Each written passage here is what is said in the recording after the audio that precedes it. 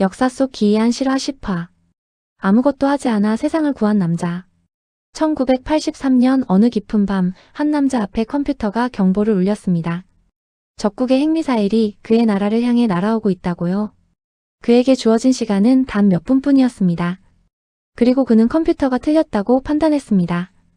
역사에는 단 한 사람의 몇 분이 인류 전체의 운명과 맞닿는 순간이 있습니다.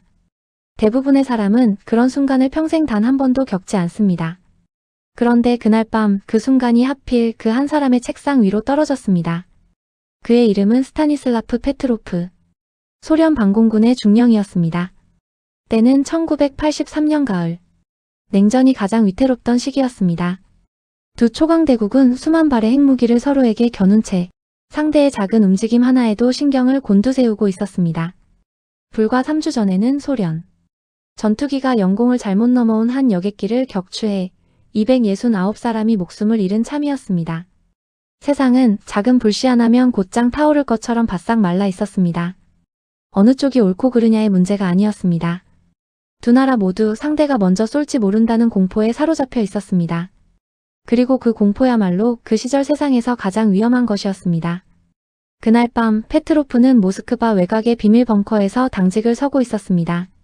그곳은 미국이 미사일을 쏘는지 하늘에서 지켜보는 새 위성 조기경보 체계의 관제 본부였습니다. 수십 명의 군인이 교대로 그 화면 앞을 지켰습니다. 대부분의 밤은 아무 일 없이 지나갔습니다. 그날 밤도 그래야 했습니다. 그의 임무는 단순하고도 무거웠습니다. 위성이 미사일 발사를 포착하면 한순간도 지체 없이 윗선에 보고할 것. 그 보고가 그 다음에 무엇을 부를지는 이미 그의 손을 떠난 일이었습니다. 그는 방아쇠를 당기는 사람이 아니었습니다. 다만 방아쇠를 당기라고 윗선에 말해줄 사람이었습니다. 자정을 막 넘긴 시각이었습니다. 사이렌이 찢어질 듯 울렸습니다. 어두운 관제실의 화면 위로 붉은 글자가 떠올랐습니다. 발사. 관제실의 붉은 등이 일제히 켜졌습니다. 그리고 수십 명의 시선이 한꺼번에 페트로프에게로 쏠렸습니다. 그가 어떻게 하느냐에 그 방 안 모두의 다음 행동이 달려 있었으니까요. 위성이 미국에서 대륙간 탄도미사일 한 발이 소련을 향해 솟아올랐다고 보고했습니다. 곧이어 또 한 발, 그리고 5발까지. 체계는 그 경보의 신뢰도를 표시할 수 있는 가장 높은 등급으로 띄우고 있었습니다. 규정대로라면 페트로프가 할 일은 분명하고도 즉각적이었습니다. 수화기를 들고 미국이 핵 공격을 시작했다고 윗선에 알리는 것. 그 한 통의 전화에서부터 보복이라는 거대한 톱니바퀴가 돌기 시작할 것이었습니다. 한번 돌기 시작하면 그 누구도 멈출 수 없는 톱니바퀴가요. 그에게 남은 시간은 몇 분, 어쩌면 그보다 짧았습니다. 그 몇 분 안에 평범한 당직 장교 한 사람이 인류의 운명을 가르는 결정을 내려야 했습니다. 그런데 무언가 앞뒤가 맞지 않았습니다. 페트로프는 그 새 위성체계를 온전히 믿지 않았습니다. 갓 도입된 데다 아직 한 번도 진짜 위기를 겪어본 적 없는 물건이었으니까요. 그는 군인이었지만 동시에 기계를 다뤄본 사람이었습니다. 그래서 알고 있었습니다. 사람이 만든 것은 사람처럼 틀릴 수 있다는 것을요. 게다가 논리가 이상했습니다. 미국이 정말로 핵전쟁을 시작할 작정이었다면 고작 5발을 쏠 리가 없었습니다. 상대의 반격을 잠재우려고 수백 발을 한꺼번에 퍼부었을 겁니다. 5발이라는 숫자는 전쟁이 시작되는 방식이 아니었습니다. 진짜 미사일이라면 뒤이어 잡혀 주어야 할 지상 레이더에도 아무것도 걸리지 않았습니다. 하늘에서는 미사일이 날아온다는데 정작 땅에서는 그 어떤 흔적도 없었습니다. 둘 중 하나는 거짓말을 하고 있는 셈이었습니다. 그는 골라야 했습니다. 비명을 질러대는 화면을 믿을 것인가, 아니면 조용히 속삭이는 자기 판단을 믿을 것인가. 그 사이에서 수만 명도 수억 명도 될 수 있는 무게가 출렁였습니다. 규정은 의심하지 말라고 가르쳤습니다. 화면이 발사라고 하면 발사인 겁니다. 그의 일은 판단이 아니라 보고였습니다. 그런데 그 순간 그는 규정이 결코 시키지 않은 일을 했습니다. 생각을 한 것입니다. 화면은 확신에 차 있었고 그의 의심은 희미했습니다. 보통은 확신이 의심을 이깁니다. 그날 밤만은 그러지 않았습니다. 그는 수화기를 들었습니다. 그리고 책의 오작동이라고 오경보라고 보고했습니다. 그러고는 기다렸습니다. 만약 자신이 틀렸다면 몇 분 안에 진짜 미사일이 떨어질 것이고 그는 나라의 마지막 경고를 한낱 자기 추측에 써버린 사람이 될 터였습니다. 그 몇 분은 그의 평생에서 가장 긴 몇 분이었을 겁니다. 그는 그저 가만히 앉아 자기 판단이 부디맞기를 속으로 빌며 기다렸다고 합니다. 몇 분이 흘렀습니다. 아무것도 떨어지지 않았습니다. 그가 옳았습니다. 원인은 한참 뒤에야 밝혀졌습니다. 높은 구름에 비스듬히 반사된 가을 햇빛을 위성이 미사일의 분사 불꽃으로 착각한 것이었습니다. 냉전에서 가장 위험했던 그 오경보는 한낱 빛의 장난이었습니다. 인류를 멸망 직전까지 끌고 갈 뻔했던 그 경보가 알고 보니 구름 위에 잠깐 비친 가을 햇빛 한 줄기였던 것입니다. 그 일로 페트로프가 받은 것은 훈장이 아니었습니다. 사건은 곧바로 국가 기밀이 되었습니다. 그것은 동시에 수십억을 들인 그 새 체계가 실패했다는 증거이기도 했으니까요. 윗선은 난처해졌습니다. 전쟁을 막은 일이 보고하기 거북한 일이 되어버린 것입니다. 그를 칭찬하는 순간 그 비싼 체계의 실패까지 함께 인정해야 했으니까요. 오히려 그는 위기의 그 순간의 기록일지를 제대로 작성하지 않았다는 이유로 조용히 책망을 들었습니다. 한 손에 수화기를 들고 나라의 운명을 가늠하던 그 몇 분 동안 일지를 쓸 겨를이 어디 있었겠습니까? 상도 벌도 아닌 어정쩡한 자리에서 그는 다시 평범한 근무로 돌아갔고 얼마 뒤 조용히 군복을 벗었습니다. 그러고는 연금으로 살아가는 수많은 퇴역 군인 가운데 한 사람이 되었습니다. 자신이 그 밤에 무슨 일을 했는지는 좀처럼 입 밖에 내지 않은 채로요. 세상은 아무 일도 없었다는 듯 흘러갔습니다. 그날 밤 인류가 얼마나 벼랑 끝까지 갔었는지도 그 책상 앞에 앉아있던 사람의 이름도 전혀 모른 채로요. 이 이야기는 10년 가까이 어둠 속에 묻혀 있었습니다. 그러다 소련이 무너진 뒤 옛 지휘관의 회고록에 한 줄로 등장하면서 비로소 세상에 알려졌습니다. 정직하게 덧붙이자면 역사가들은 그날 세상이 정말로 얼마나 가까이 갔던 것인지를 두고 신중합니다. 그 경보는 페트로프 한 사람을 넘어 그 뒤로도 여러 단계의 확인을 거치게 되어 있었습니다. 지도부가 위성자료 하나만 보고 미사일을 쏘지는 않았을 거라고 보는 시각도 있습니다. 그러니 그가 혼자서 전쟁을 막았다고 잘라 말하기는 어려울지도 모릅니다. 하지만 한 가지는 분명합니다. 세상의 신경이 끊어지기 직전까지 팽팽하던 그 밤에 지치고 평범한 한 남자가 공포 대신 침착함을, 규정 대신 자기 판단을 택했습니다. 그리고 아무도 끝까지 가는 것을 보고 싶지 않던 그 사슬에서 고리 하나를 조용히 끊어냈습니다. 전쟁이라는 것은 단 한 번의 결정으로 시작되지 않습니다. 작은 판단들이 사슬처럼 줄줄이 이어지다 어느 순간 더는 끊을 수 없게 되는 것이지요. 그 밤 그는 그 사슬이 더 단단해지기 전에 첫 고리 하나를 조용히 풀어둔 셈이었습니다. 정작 페트로프 본인은 영웅이라는 말 앞에서 그저 어깨를 으쓱했습니다.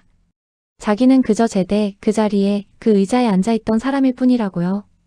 동료들 누구라도 똑같이 했을지 모른다고 혹은 하지 않았을지도 모른다고 했습니다. 그는 자기를 대단하게 포장하지 않았습니다. 어쩌면 그 정직함이야말로 그 밤 그를 옳은 판단으로 이끈 바로 그 성품이었는지도 모릅니다. 스타니슬라프 페트로프가 평생 한 가장 중요한 일은 아무것도 하지 않은 것이었습니다. 버튼을 누르지 않음으로써, 수화기 너머로 그 한마디를 전하지 않음으로써, 그는 세상을 구했다면 행동함으로써가 아니라 행동하지 않음으로써 구했습니다. 세상은 보통 무언가를 해낸 사람을 영웅이라 부릅니다. 그런데 그는 하지 않음으로써 영웅이 된 드문 경우였습니다. 누르지 않은 버튼, 걸지 않은 전화, 내리지 않은 결정, 그 텅 빈자리에 어쩌면 우리 모두의 오늘이 들어있는지도 모릅니다. 그는 모스크바 외곽의 작은 도시에서 조용히 남은 생을 보냈습니다. 2017년 그가 세상을 떠났을 때 그 사실을 아는 사람은 몇 달 동안 아무도 없었습니다. 그가 구했을지 모를 그 세상은 그의 죽음조차 거의 반년이나 늦게서야 우연히 그와 친구가 되었던 한 낯선 일을 통해 알게 되었습니다. 세상을 구한 사람의 부고치고는 너무도 조용한 부고였습니다. 그가 구한 그 세상은 오랫동안 그의 이름조차 알지 못했습니다. 어쩌면 가장 많은 사람을 살렸을지 모를 사람이 가장 오래 잊힌 사람이 된 것입니다. 그리고 그는 끝까지 자신은 영웅이 아니라고 했습니다. 그저 제때 그 자리에 앉아있던 사람일 뿐이라고. 다음 이야기는 규정을 어기고 밤낮으로 비자를 손으로 써내려가 수천 명의 목숨을 구한 어떤 외교관의 이야기입니다. 잊지 않으시도록 구독으로 표시해 두셔도 좋습니다. 역사 속 기이한 실화 11화. 한 달 동안 이름을 쓴 남자. 1940년 여름 한 남자가 책상 앞에 앉아 한 달을 거의 자지 않고 무언가를 썼습니다. 소설을 쓴 것이 아니었습니다. 그는 이름을 쓰고 있었습니다. 그가 손으로 쓴 이름 하나하나가 불길에서 끌어낸 한 사람의 목숨이었습니다. 세상에는 손으로 할 수 있는 일이 많습니다. 그러나 그 여름 한 외교관의 손이 한 일은 아마 사람이 손으로 할 수 있는 가장 큰 일 가운데 하나였을 겁니다. 그는 펜을 들어 사람을 살렸습니다. 한 명도 두 명도 아니고요. 그의 이름은 스기하라 지우네. 리투아니아의 작은 도시에 파견된 일본의 영사대리였습니다. 러시아어에 능한 조용하고 성실한 직업 외교관이었습니다. 평생 시키는 일을 어겨본 적 없는 사람이었습니다. 그런 사람이 생애 단 한 번 명령을 어겼다는 것. 어쩌면 그래서 이 이야기는 더 오래 마음에 남는지도 모릅니다. 그의 주위로 유럽은 불타고 있었습니다. 나치 독일이 폴란드를 짓밟았고 수많은 유대인 피란민이 대부분 폴란드에서 도망쳐온 사람들이 리투아니아로 밀려들었습니다. 그런데 이제는 소련마저 리투아니아를 집어삼키려 하고 있었습니다. 한쪽은 그들을 없애려 했고 다른 한쪽은 그들을 가두려 했습니다. 그들은 자신들을 없애고 싶어하는 두 거대한 힘 사이에 갇혔습니다.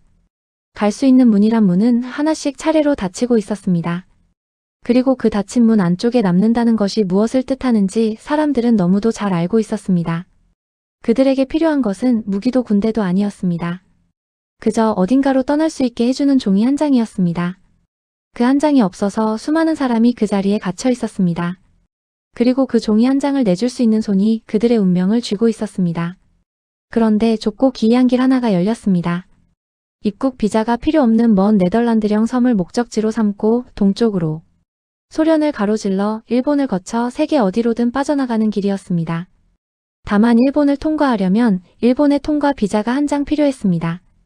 말도 안 되게 멀고 말도 안 되게 가느다란 길이었습니다. 하지만 모든 문이 닫혀버린 사람들에게는 그 가느다란 길 하나가 세상에 남은 유일한 출구였습니다. 그리고 그 비자를 내줄 수 있는 사람은 그 도시에서 스기하라 단 한 사람뿐이었습니다. 어느 아침 영사관 정문 앞에 수백 명의 사람들이 모여 있었습니다. 지치고 겁에 질린 얼굴들이 철문 너머로 그를 바라보고 있었습니다. 아이를 품에 안은 어머니가 있었고 지팡이를 짚은 노인이 있었고 며칠을 걸어온 듯 신발이 다른 사람들이 있었습니다. 그들은 소리치지 않았습니다. 그저 조용히 기다렸습니다. 그 침묵이 어떤 외침보다도 무거웠습니다. 그는 본국 도쿄에 허가를 요청했습니다. 한 번, 두 번, 세 번. 그때마다 도쿄의 답은 한결같았습니다. 안 된다. 전쟁의 한복판에 선 본국에게 먼 나라의 피란민은 그저 골칫거리일 뿐이었습니다. 모든 서류와 자금과 최종 목적지를 갖춘 사람에게만 비자를 내주라고요. 그런데 정문 앞에 선 그 사람들 가운데 그 조건을 다 갖춘 이는 거의 없었습니다. 도쿄의 규정과 정문 앞의 현실 사이에서 그는 결국 어느 한쪽을 등져야 했습니다. 규정대로라면 그의 손은 묶여 있었습니다. 그날 밤 그는 아내와 아이들과 그 문제를 의논했습니다. 도쿄의 명령을 어기면 자신이 평생 쌓아온 외교관 인생이 한순간에 끝날 수도 있다는 것을 그는 알았습니다. 가족 전체가 그 대가를 함께 치러야 할지도 몰랐습니다. 그것은 한 사람의 양심이 한 가족의 미래와 맞바꿔지는 자리였습니다. 그런데도 그의 가족은 그를 말리지 않았습니다. 그리고 그는 결정했습니다. 평생 단 한 번도 규정을 어겨본 적 없던 사람이 생애 처음으로 규정을 어기기로 한 것입니다. 그것도 가장 크게. 그날 밤부터 영사관의 등불은 거의 꺼지는 법이 없었습니다. 7월 말부터 그는 쓰기 시작했습니다. 비자 한 장 한 장을 손으로. 모든 장에 자기 이름을 적어 넣으면서요. 한 달 가까이 하루 18시간, 20시간씩 썼습니다. 손에 쥐가 나면 아내가 그 손을 말없이 주물러 주었고 그는 다시 펜을 들었습니다. 보통 한 달이 걸릴 분량의 비자를 그는 하루에 써냈습니다. 손가락 끝에는 굳은 살이 박이고 갈라졌습니다. 잉크가 떨어지면 다시 채웠고 펜촉이 다르면 새 것으로 갈았습니다. 자신이 잠시라도 멈추면 정문 앞의 줄도 그만큼 멈춘다는 것을 알았으니까요. 그 한 달 사이에 그는 몇 년은 더 늙어 보였습니다. 그는 어느 순간부터 한 사람 한 사람이 조건에 맞는지를 더는 따지지 않았습니다. 그저 쓰고 또 쓰고 다 쓴 종이를 정문 너머의 손으로 건넸습니다. 한 장을 건넬 때마다 한 사람이 그 닫혀가던 문을 빠져나갔습니다. 그에게 그것은 더 이상 한낱 서류가 아니었습니다. 종이 위에 적히는 것은 규정이 아니라 한 사람의 목숨이었으니까요. 이윽고 리투아니아가 소련에 병합되었고 영사관에는 문을 닫으라는 명령이 떨어졌습니다. 스기하라도 다른 곳으로 발령이 났습니다. 하지만 사람들은 계속 찾아왔습니다. 문을 닫으라는 명령이 떨어진 뒤에도 그는 펜을 놓지 않았습니다. 떠나기 직전 마지막 한순간까지 한 장이라도 더 쓰려 했습니다. 그는 계속 썼습니다. 영사관을 비우고 머문 호텔에서도, 그리고 마침내 그 도시를 떠나는 기차 안에서까지요. 그는 이름을 다 적은 비자를, 나중에는 자기 서명만 겨우 적은 빈 종이를 기차 창밖 플랫폼 위로 내밀린 손들을 향해 건넸습니다. 한 사람에게라도 더 닿으려고 그는 흔들리는 기차 안에서 손을 뻗고 또 뻗었습니다. 기차가 점점 속도를 올려 더는 손이 닿지 않을 때까지요. 기차가 멀어지는 동안 그는 창밖으로 고개를 숙였습니다. 더 써드리지 못해 미안하다고. 부디 무사하시라고요. 플랫폼에 남은 누군가가 그를 향해 외쳤습니다. 당신을 결코 잊지 않겠다고. 그는 끝내 대답하지 못했습니다. 기차는 이미 너무 멀리 와 있었습니다. 그가 건넨 마지막 한 장이 누구의 손에 닿았는지 그는 끝내 알지 못했습니다. 다만 그 손이 거기 있었다는 것만으로 충분했습니다. 그 비자를 손에 쥔 사람들은 시베리아 횡단철도로 소련 전체를 가로질러 태평양에 닿았고 배를 타고 일본으로 다시 세계 곳곳으로 흩어졌습니다. 유럽의 한 작은 영사관에서 시작된 그 여정은 지구를 거의 한 바퀴 도는 길이었습니다. 단 한 달 동안 펜 한 자루로 스기아라가 구한 사람은 정확히는 알 수 없지만 대략 1000명에 이른다고 합니다. 그리고 그렇게 살아남은 사람들이 다시 가정을 이루고 아이를 낳았습니다. 오늘날 그 비자 한 장에서 비롯된 후손은 수만 명에 이른다고 합니다. 한 사람의 손이 그토록 많은 삶의 시작이 된 것입니다. 지워질 뻔했던 이름들이 그의 펜 끝에서 다시 이어진 셈이었습니다. 그리고 전쟁이 끝난 뒤 일본은 그를 외무성에서 내보냈습니다. 공식적인 이유는 인원 감축이었지만 많은 이들은 그것이 리투아니아에서 그가 한 일에 대한 대가라고 여겼습니다. 어느 쪽이든 결과는 같았습니다. 그는 직업을 잃었습니다. 수천 명을 구한 그 손이 정작 자기 가족의 밥벌이는 끝내 지키지 못한 셈이었습니다. 그는 무역회사를 전전하고 전구를 팔러 다니며 조용하고 가난한 무명으로 살았습니다. 한때 수백 명이 그의 이름을 부르며 매달렸지만 이제 그를 알아보는 사람은 거의 없었습니다. 그는 그것을 억울해하지도 않았습니다.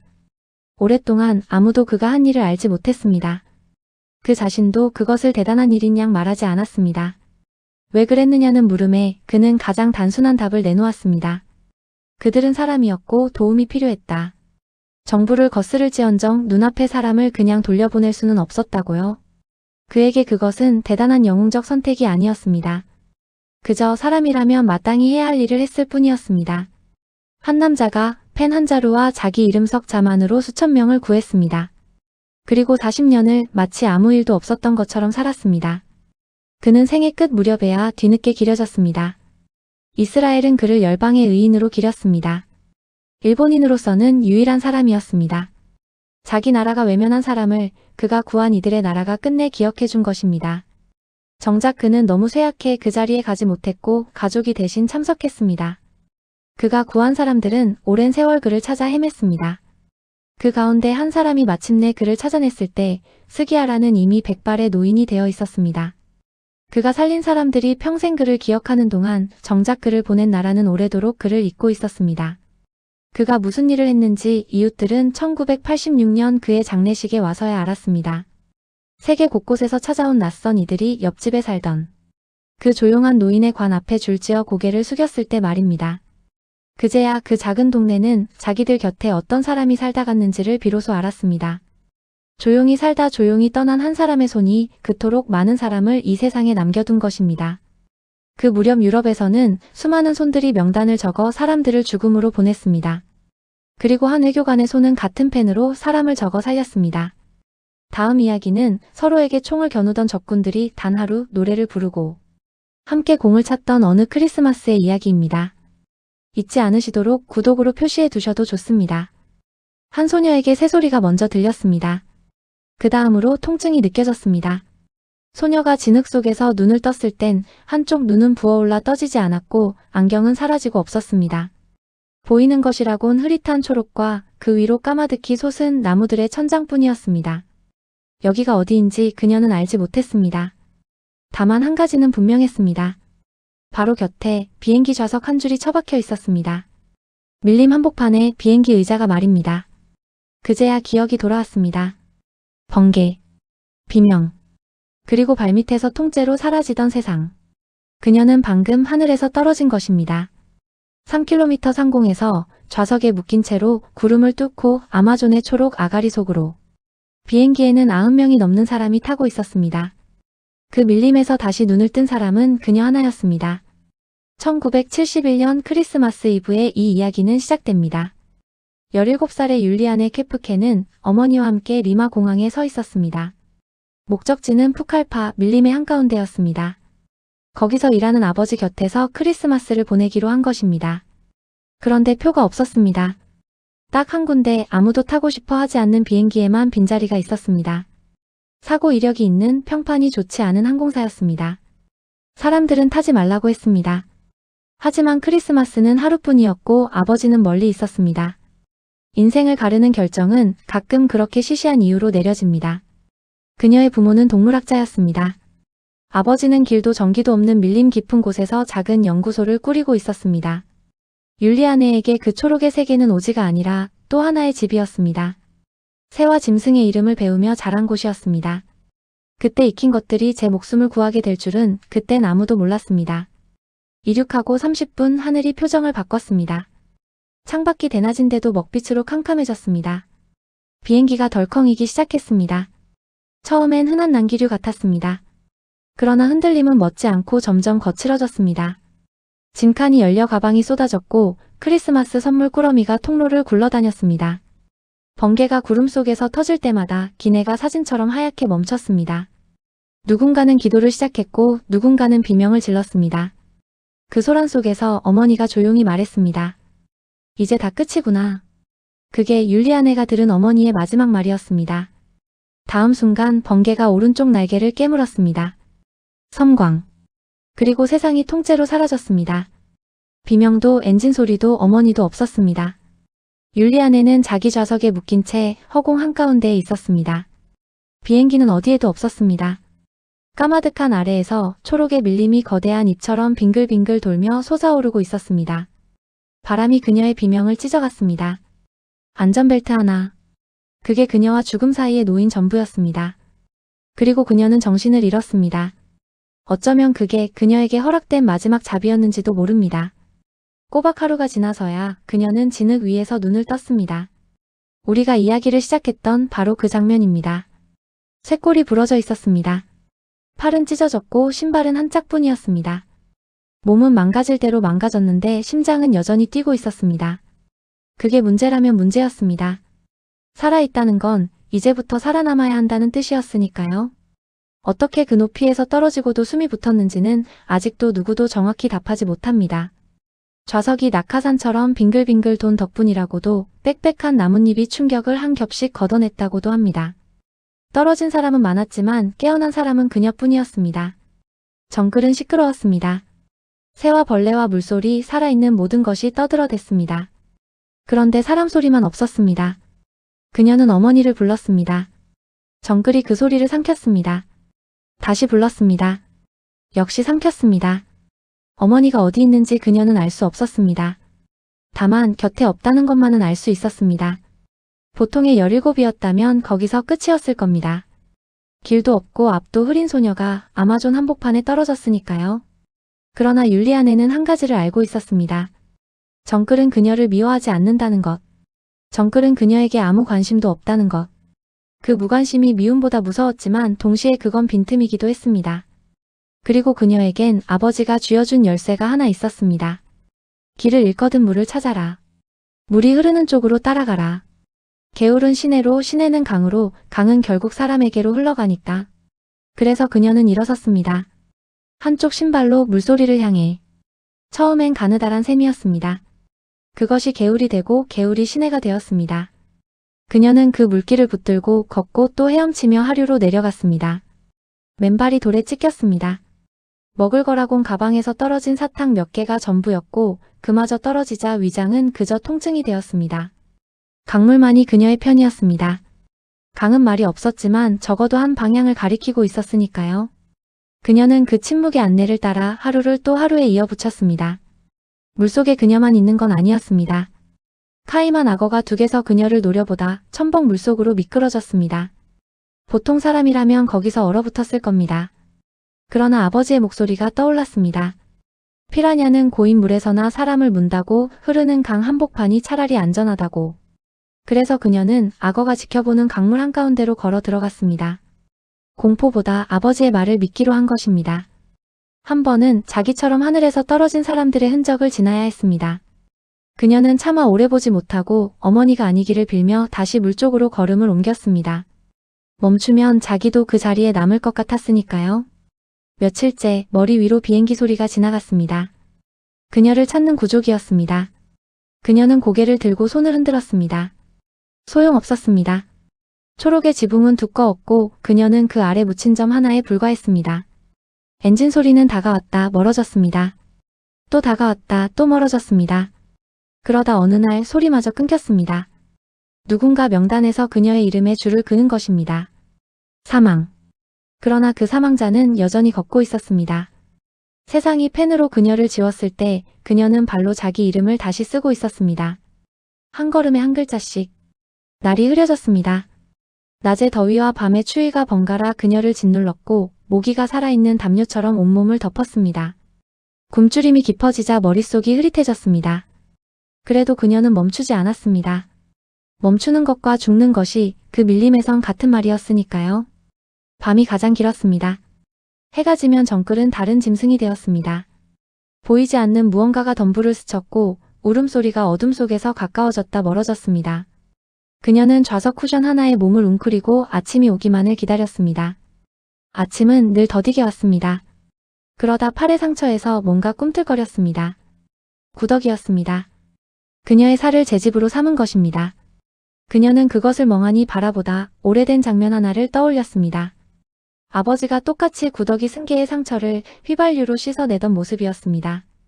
마침 그녀는 강가에서 버려진 작은 배 한 척과 그 곁에 오두막을 막 찾아낸 참이었습니다. 배에는 연료가 있었습니다. 그녀는 이를 악물고 그 기름을 상처에 부었습니다. 불에 대는 듯 했지만 구더기들은 기어 나왔습니다. 아버지의 낡은 기억 하나가 그녀를 또 한 번 살린 것입니다. 그녀는 그 오두막에 쓰러져 빗물을 마시며 버텼습니다. 더는 한 발짝도 뗄 힘이 없었습니다. 그리고 바로 다음 날 사람의 목소리가 들려왔습니다. 강으로 일하러 온 벌목꾼들이었습니다. 흙과 피로 뒤덮인 그 형체를 보고 그들은 처음에 물의 정령인 줄 알았다고 합니다. 반쯤 죽은 금발의 소녀가 강가에 앉아 있었으니까요. 그들은 그녀에게 먹을 것을 주고 상처를 싸맸습니다.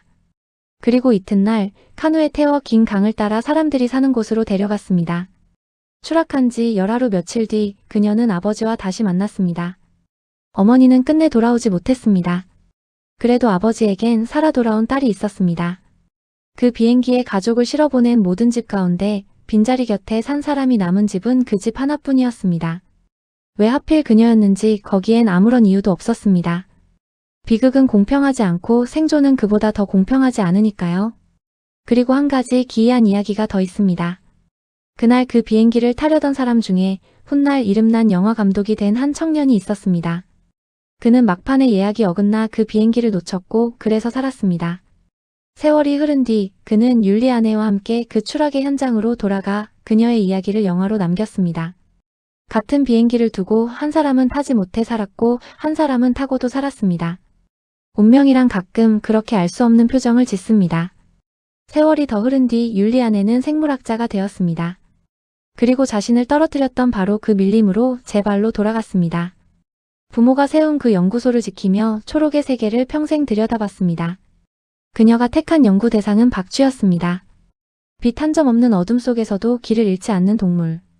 어쩌면 그녀는 거기서 자신과 닮은 무언가를 보았는지도 모릅니다. 그녀를 살린 건 기적이 아니었습니다. 3km를 떨어지고도 숨이 붙은 건 우연이었을지 몰라도 그 뒤 열하루를 버틴 건 우연이 아니었습니다. 그것은 물을 따라가라던 한마디였고 개의 상처를 씻어내던 오래된 장면이었고 정글을 두려워하지 않는 법을 가르친 어린 시절이었습니다. 부모가 무심코 쥐어준 그 모든 것이 그녀의 마지막 비상식량이었던 셈입니다. 정글은 그녀를 하늘에서 떨어뜨렸습니다. 그리고 그녀는 그 정글을 제 발로 걸어 나왔습니다. 혼자서 맨발로 열하루를 걸어서요. 떨어지는 건 한순간이었고 걸어 나오는 데는 열하루가 걸렸습니다. 그리고 그 열하루는 평생 그녀를 따라다녔습니다.